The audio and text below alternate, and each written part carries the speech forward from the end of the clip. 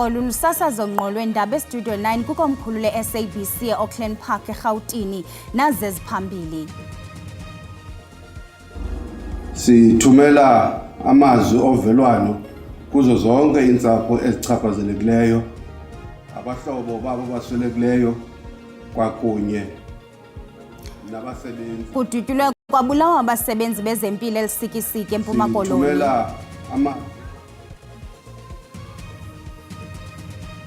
Rather pleased that there's a firm agreement and undertaking that we are going to continue engaging.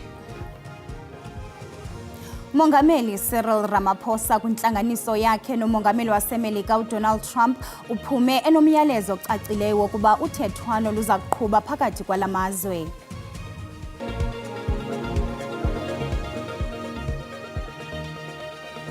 Photani Mzikantu, singaphosanga maseko masinirhabulise kwibhekile yasemini nje. Isebe lezempilo eMpuma Koloni lisixeke kabukhali isiganeko sokudutyulwa kubulawa abasebenzi ababini bezempilo kwilali yasePalmerton elisikisiki eMpuma Koloni. Isebe lezempilo kwiphondo limemelela ukubanjwa ngokukhawuleza kwabenzi bobubi. Iyasothusa kakhulu lento yolwaphulo-mthetho olubonakala lusohluthela abasebenzi bezempilo basa inkonzo ezinzulu nezibalulekileyo kubantu bakokwethu. Ukuba basweleke ngolhlobo ngesaquphe, loo nto ayichani nje isebe, ichana uluntu kuba inkonzo esizisa kuluntu zezibaluleke kakhulu. Simemelela kula mapolisa enze konke kusemandleni uqinisekisa ukuba abenzi bobubi bajongane nengalo yomthetho. Okukusweleka kwaba basebenzi babini nebebexelenga njengonesi kwakunye nomphathi kwesi sibhedlele kushiya isikhewu esikhulu, nanjengoko isebe lithwaxwa ngamandla ukufuna abasebenzi abololuhlobo akumbi kweli candelo lonyango. Ebutsheni bale veki sishiywe ngomnye umsebenzi obekwicandelo lenkonzo zikaxakeka kummandla waseJanisonville, naye othe wadutyulwa xa ebesandukutshayisa emsebenzini. Noko silisebe asiphatheki kakuhle zezi ziganeko. Sithemba ke into okokuba abenzi bobubi bawukhawuleza bafumaneke. Sithumela amazwi ovelwano kuzo zonke iintsapho ezichaphazelekileyo, abahlobo babo baswelekileyo kwakunye nabasebenzi ebebesebenza nabo.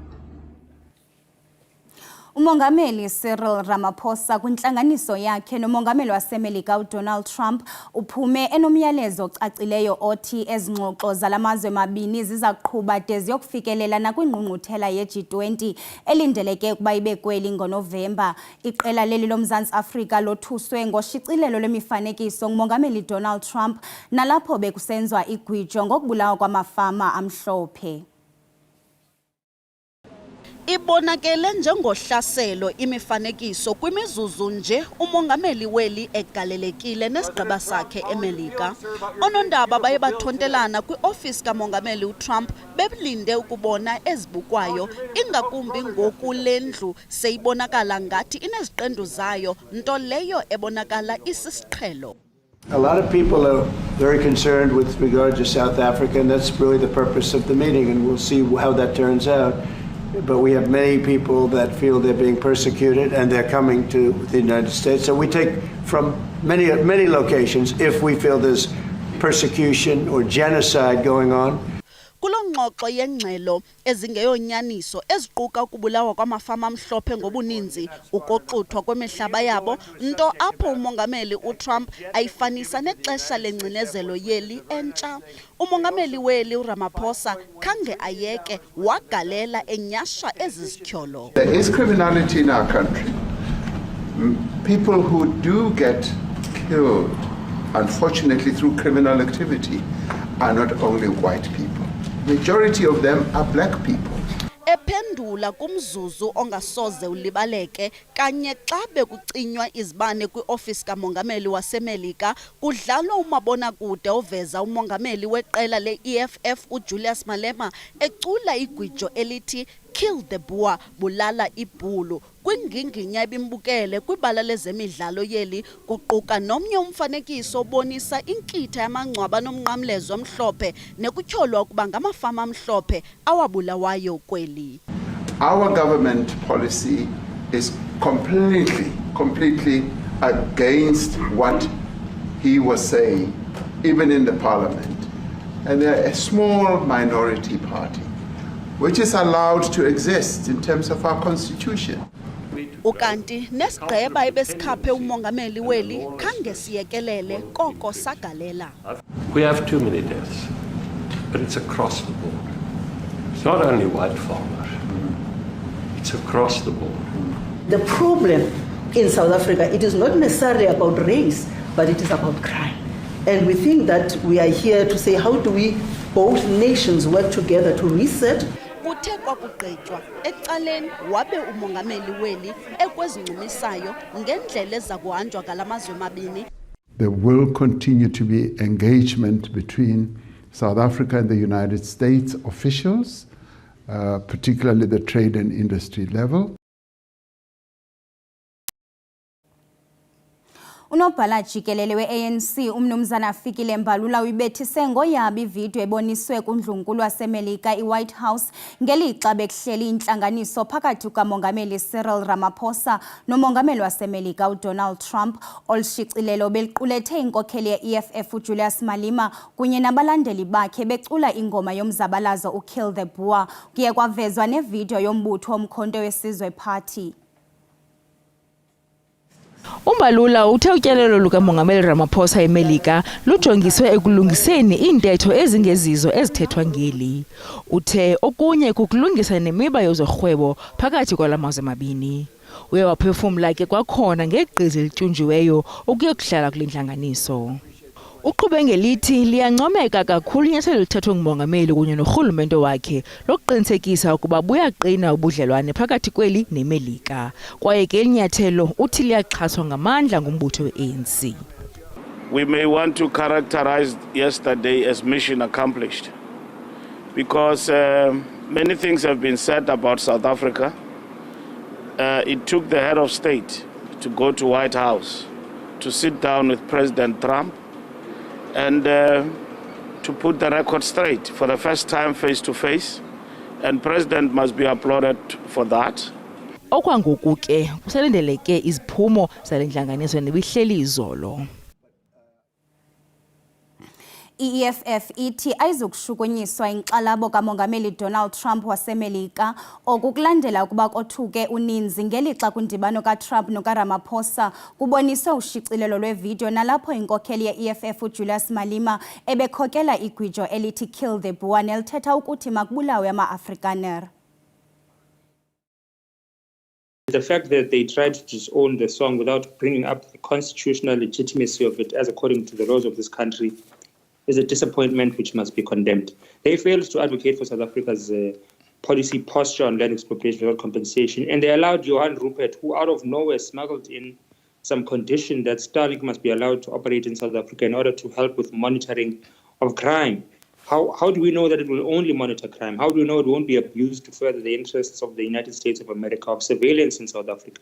So I think that, and as the EFF, we think that this was a complete failure by the entire delegation, and the inclusion of the likes of Johan Rupert, who brought up their personal enmity towards the EFF and its leader, Julius Malema, since the days of his youth league, was a reflection of the fact that there was no intention to try to salvage any diplomatic relation there. Cyril Ramaphosa's delegation was actually contradicting him on many instances. So this was a complete humiliation, and we should continue not to abandon our legislative agenda and mandate at the behest of Donald Trump. We are going to continue to chant Kill the Boer, Kill the Farmer. We are going to continue to pursue constitutional and legislative mechanisms to expropriate the land without compensation. And we're going to backtrack on that, whether Donald Trump is calling for the arrest of Julius Malema or not. We have the sovereign right to pursue redress in this country to fix the injustice of the past, and this includes solving the unequal patterns of land distribution. We are going to continue to oppose the presence of Starlink, which belongs to Elon Musk.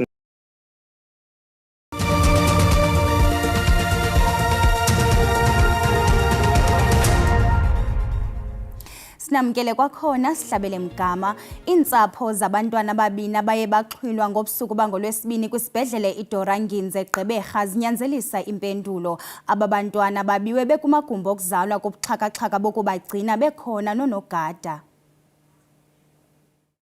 Jabulisela namhlanje silapha kwisibhedlele saseDoranginze nalapho abantwana bebexhulwe izolo babuyiswe izolo in the afternoon bebuyiswa ke ngumelwane ovezikhalo esuka next door wacela ke lasise bebantwana babuyise esibhedlele kodwa ngoma sithethe nophumela Stofile ongumakazi kumntana bexhulwe lapha nabuliswa apha esibhedlele. Sisizwe sithetha sithetha sama kwindawo ethi abantwana babuyisiwe esibhedlele yenzeke njani abantwana bafunyanwe baphe nabuyiswa esibhedlele kumama babo. Babuyiswe sisabantwana bayiphila usisi wase next door ove isikhalo sabantwana next door wabe ebebone ivideo zibhabha kumakhasi onxibelelwano noFacebook wahamba wayokhoba pha xa efika phayana nyani kukho abantwana babini wambuza uba abantwana bakabani apha usisi kangabe nampendulo but wabe yena ezazi uba ubuzela ntoni. Uyeke wahamba wabiza abahlali bamthatha baqesha imoto bamthatha bamzisa apha eDoranginze. Sisinzolo bekukho igama belithethwa kakhulu xa nifuneka beseveza igama losisi ebuthwa nayo uncitse losisi kodwa siphinde sava ba losisi kangamncedisi losisi abantwana instead lo mama ubabantwana uyawathetha naye ezama umsebenzisa njengomntu umncedisa abe abantwana but khange namncedisa physically uba abantwana pha esibhedlele ngabe njalo nyana ebinjalo siswam aka ungene ngaye singathi ungene ngaye because lo mntana yena bengayazi uba lo sisi uzele uzoba abantwana but ungene ngaye uba ungene ngaye njani asikayazi mhlambi ke iyawuvela ngamapolisa yona.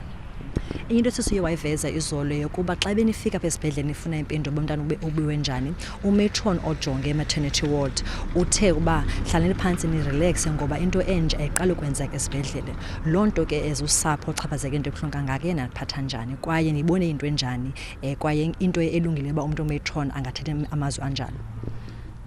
Ibisiphathe kabuhlungu yona nto ibisihlukumeze kakhulu ke leyo.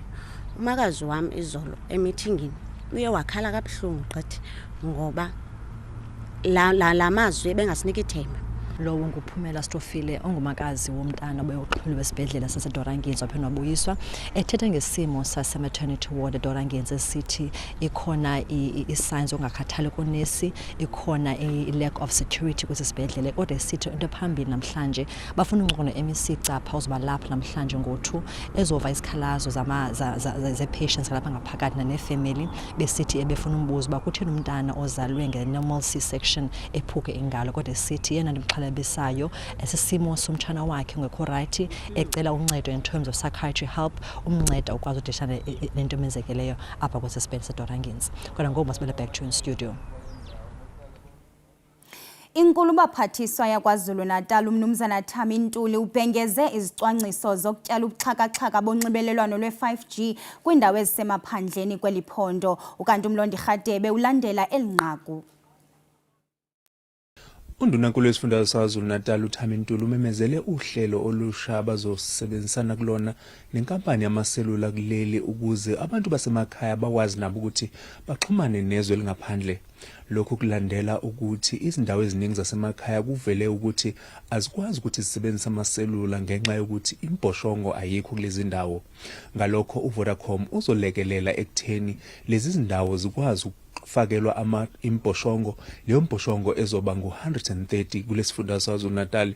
Izindawo ezibaluliwe indawo ezakhele omasipala besifunda amajuba uthukela kanye nezindawo zasoLundi uZululand okukhona khona naseMgungundlovu okukhona iRichmond kanye neMpendle izindawo zakhele iHerigwala izindawo ezakhele uGu kanye nezindawo ezilaphayana emkhanya kude kanye nomzinyathi ukuzama ukuthi le mphakathi kulezi zindawo ngoba indawo zasemakhaya la uthola ukuthi akukwazi ukuthi abantu mangabe befuna ukuxhumana bakwazi ukuxhumana nathi uhulumeni lokhu kuzolekelela kakhulu ekulwisaneni nobugebengu kanye nokuzama ukuvula amathuba emisebenzi kulabo abafuna ukuzivulela amabhizinisi abo ikakhulukazi asembonini zezokuxhumana kanye nezesinalapho kusetshenziswa khona ama-internet. Kanti kubaluleke ukuthi ke uVodacom uzolekelela kakhulu futhi ngalesi sikhathi kwakhiwa lenqala sizinda ukuthi kube khona imigwaqo ayakhaya ukuya lapho uzobekwa khona izinqala sizinda zakhe. Kanti uVodacom usunxuse ukuthi ke abantu bakulezi zindawo nabo babe yingxenye enkulu yokuqapha ukuthi lezi zinqala sizinda ezizokakhiwa azidicilelwa phansi noma azicekelwa phansi ukuze abantu bakwazi ukuthi baqhubeke nokuzisebenzisa njengoba sazi ukuthi ikakhulukazi kwezinye izindawo kukhala ngokuthi bayantshontshela kodwa bathe lokho bakucele kakhulu ukuthi ke ukusebenzisana kwabo nezindawo zasemakhaya ikakhulukazi namakhosi ikona okuzosiza ukuthi yonke lento ingabi senkingeni ekutheni lezi zindawo lezi zinqala sizinda abazakhayo zibe nenkinga yokuthi cekelwe phansi noma kuntshontsho ama-battery kulezi zindawo kodwa ke bazonxusa ukuthi ke umphakathi usondele eduzane bathi bazovula amathuba amaningi omsebenzi kulezi zindawo abantu abasha ikakhulukazi bona bazohlomula ngalesi sikhathi kwakhiwa le ndawo. Iqela lonokontraka abancinci abathandathu abaqeshelwe ukwakha ilaboratory yesikolo iRhamakgoba kwilali ekufutshane neLeboarhome eLimpopo bakhalazela ukungahlawulwa. Nangona umsebenzi abawenzayo sele ukufutshane ukuba usongwe unokontraka oyintloko akakabahlawuli. Aba nokontraka abaqeshelwe ukwakha ilaboratory yesikolo bathi bajamelene nenkxwaleko yemali ngenxa yokungahlawulwa ikontraka entloko. Bathyola umnini wekampani owatyunjwa yinkampani enkulu yezimbiwa iSamenco ukwakha le laboratory ngokuba libazisa ngokubanikeza intlawulo yabo ngabom. Bathi oko erhuqa inyawo ekubabhataleni ukusukela kuJanuwari. Bakwathe umqeshi ngoku basongela ngokubaqhawulela umsebenzi le meko yokungabhatalwa ibabeke phantsi koxinzelelo lwezezimali. The problem here, which is the main one, is money. We agreed with the Bonitech on the 21st of March that we need to submit the invoices. Indeed, we submit the invoices. He received them on the very same day, on the 21st. The written agreement, it was that he will pay us within a certain period. Unocontract omkhulu ebekhona ngexesha onondaba bethu betyelela le ndawo kodwa uye wala ukuvakalisa uluvo lwakhe ngalomba. Ukanti ngelixesha njengesiqhelo sinayo intatheli ezobuchwepheshe uSandile Hlangani. Sandile siyakwamkela. Intoni eqaqambileyo namhlanje kumaqonga ezonxibelelwano? Kumaqonga ezonxibelelwano kukho social media trend ebizwa ngokuba yi-SA in the USA. Abantu abaninzi ke kumhlaba wonke jikelele bayayazi ukuthi igqiza loMzantsi Afrika elikhokhelwa ngumongameli Cyril Ramaphosa lihambile la eAmerica uyokuthetha ngezinto ezithe zenza ukuthi lamazwe mabini angaboni ngasonye. Enye yezinto ke esizawuyazi ehamba phambili yila video kaJulius Malema apho wathi wathetha ngezinto ezithe azahlala kakuhle ngakumbi kubantu abamhlophe. Ilo video ke abantu abathetha ngayo ibidlalwa nguDonald Trump kwi-Oval Office yakhe. Kukho ivideo yesibini ke abantu abathi ke kutheni lento uDonald Trump angayidlalanga apho uJulius Malema esithi ngakumbi abantu abamhlophe nangona nanisenze izinto ezibhlungu ngexesha le-apartheid kodwa singabantu abamnyama base-South Africa akukho nto sinixhibe ngayo kwaye akukho nanto le izawuthi yenzeke kuni. Eyona nto yenziwa umdla ke yile yokokuba sihlala sibona izinto ezinjena qho ku-social media apho i-South Africans zithi ke zithethe ngazwinye ngakumbi kule nto kaDonald Trump. abantu abaninzi ku-social media ke bathi ke bayamxhasa umongameli kwaye basemveni kwakhe kuyo yonke le nto ayenzayo and bayamncoma umongameli bathi indlela athe wabamela ngayo phaa kuDonald Trump nase-US njengabemi base-South Africa iyabavuyisa kakhulu. Uzawukhumbula ku-Fees Must Fall abantu base-South Africa benza loo nto bathi ke bamanyana. Uzawukhumbula ke nakuMandela Day nge-18 zikaJulayi qho ngonyaka abantu abaninzi ke bathi benze izinto ezahlukahlukeneyo ubonisa inkxaso kongasekhoyo owayengumongameli uNelson Mandela. Ku-sports events siyazibona ezi zinto. Uzawukhumbula ukuthi kwi-Rugby World Cup abantu abaninzi base-South Africa benza into eyi-1 apho babexhasa khona i-Springboks satsho sawina i-Springboks. Sibabe ngazibini kuwe Mqadi. Desidibane kwakhona kamnandi into zakuthi.